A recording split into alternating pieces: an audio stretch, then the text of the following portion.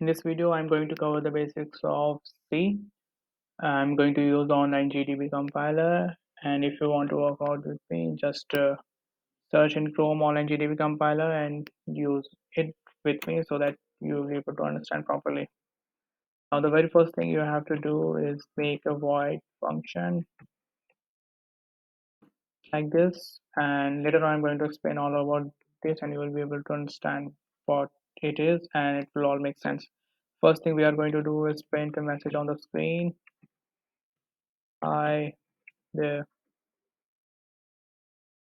Now, whenever you're using printf statement, your message should be inside double quotes. Your statement should always end in semicolon. Now, in order to this printf function to work, we have to include a library called as stereo. It is known as standard IO library. Just type this, and you will be able to use the printf function. Now, if I run this, hi there will be printed. Now I'm going to use this again. One more printf statement.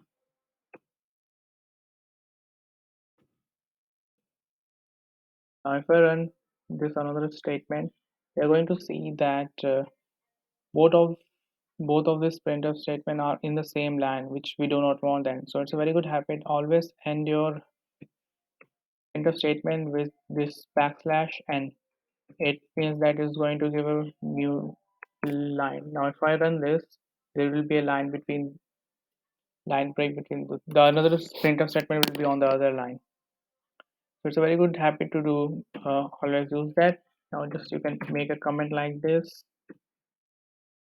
and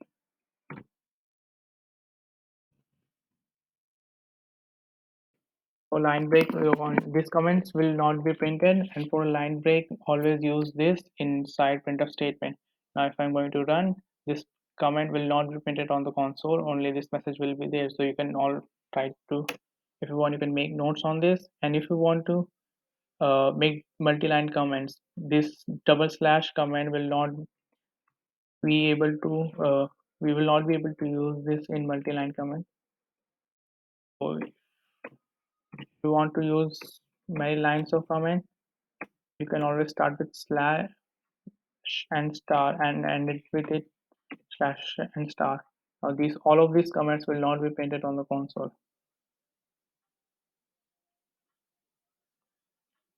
And now let's talk about variable int a. In this, a is a variable of type int, means that a is going to store an integer. We can just assign it to an integer 99, end it with semicolon. Always try to end it with semicolon. And in order to print this over here, in order to print that integer, we have to assign this percentage d and the variables which we want to print. If we run this, value in a will be printed like that, 99. And we can also change the value of what is stored in a. Example, a is equal to 1, and if I run, the value inside a will be updated to 1 and 1 will be printed. Now in order to write decimal values, it is called as floats in computer languages. I'm going to make a variable b which is going to store 0.99, and in order to print a float value, we have the assignment is f, and just as the variable b is storing the float value. Okay, there's a little bit of problem. Yeah, I forgot to end with semicolon. Now in case you get error, it is always going to say on which line it is, 11 line. So I'm going to see 11th line. Just check the line above it and the below it to find the errors. Now I have not ended this with semicolon, that's why it's giving me error. And now, yep, there it is. The float value is printed. Another thing, if you want to print a character, this char is the short form of character. Let's say h is a variable which is storing the value capital X, and it with semicolon in order to print C. We have to use C variable H, and now that character X will be printed, and there it is.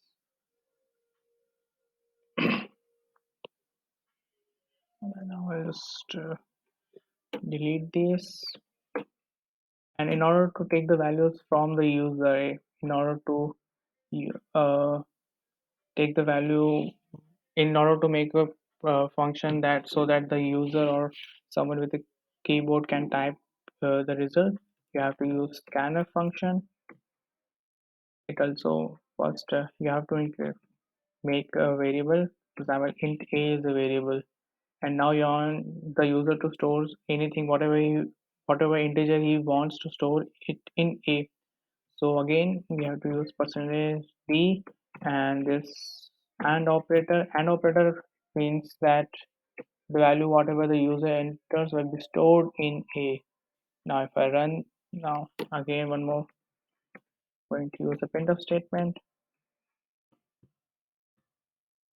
to print whatever the user has written. If I run this, it is asking me to enter a value. I'm going to enter 88 and enter, and 88 will be printed. This is scanf and this is the printer. And similarly for entering a float value, just change it to f,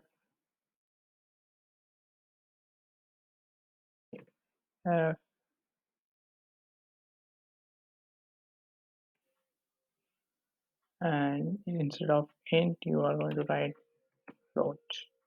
Now if I run this, I can enter a decimal value. I'm going to enter 8.897 and this will be printed after I enter 8.897 is printed. Now in order to use this in a sentence, I'm going to just type inside the semicolon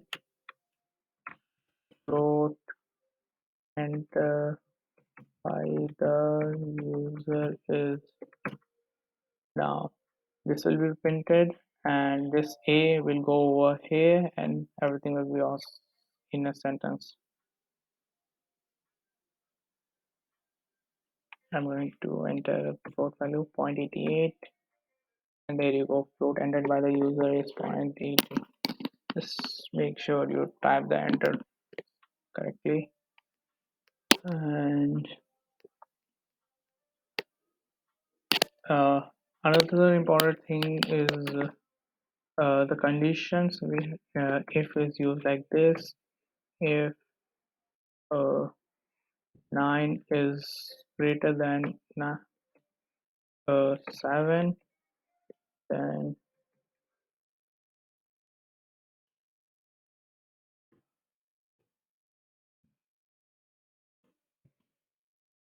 9 is greater than 7, true will be printed, otherwise it will not be printed. If I run this,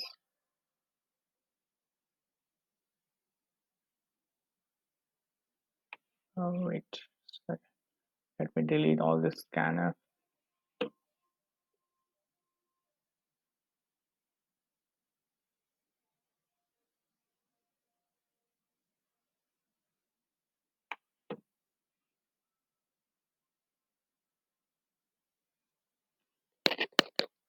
Since 9 is greater than 7, true is printed. Now we'll just delete this and let's talk more about the if statements. Now if I just change this to if 9 is less than 7, it is false, so it is everything inside the curly brackets will not be printed. And nothing is printed over here because this condition is false.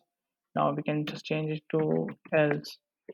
If the if statements fails, then this statements will be printed.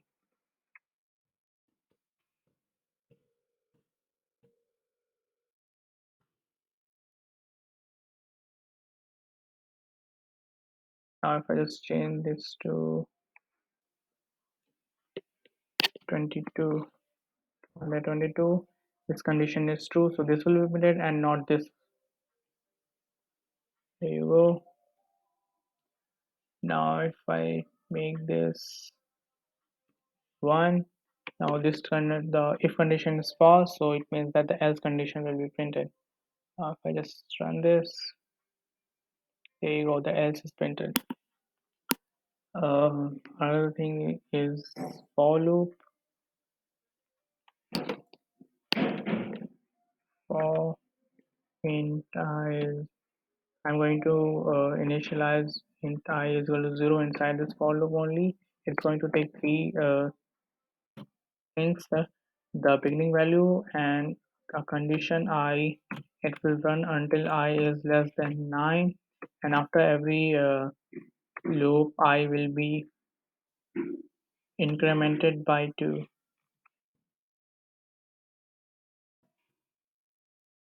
I plus 2.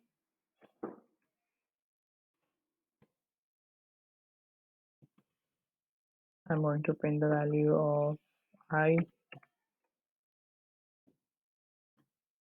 and then with semicolon.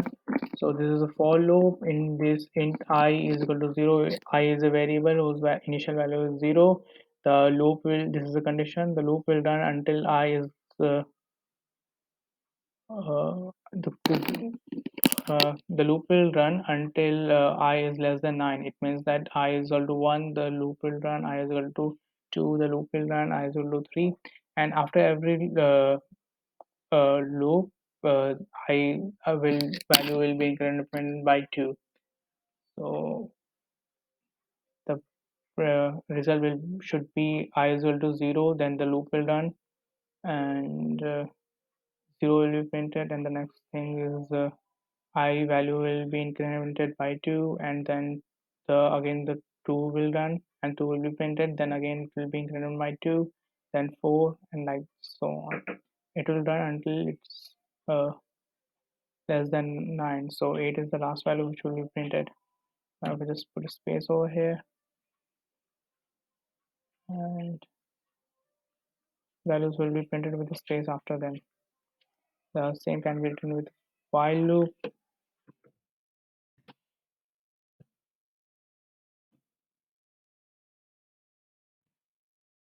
Going to initialize y over here.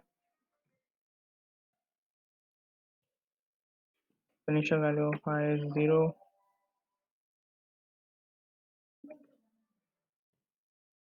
and print the value of I. Add to those percentage d a space will good, and I will be printed, and it will semicolon. And after this, I'm going to increment the value of I by 3. I is equal to I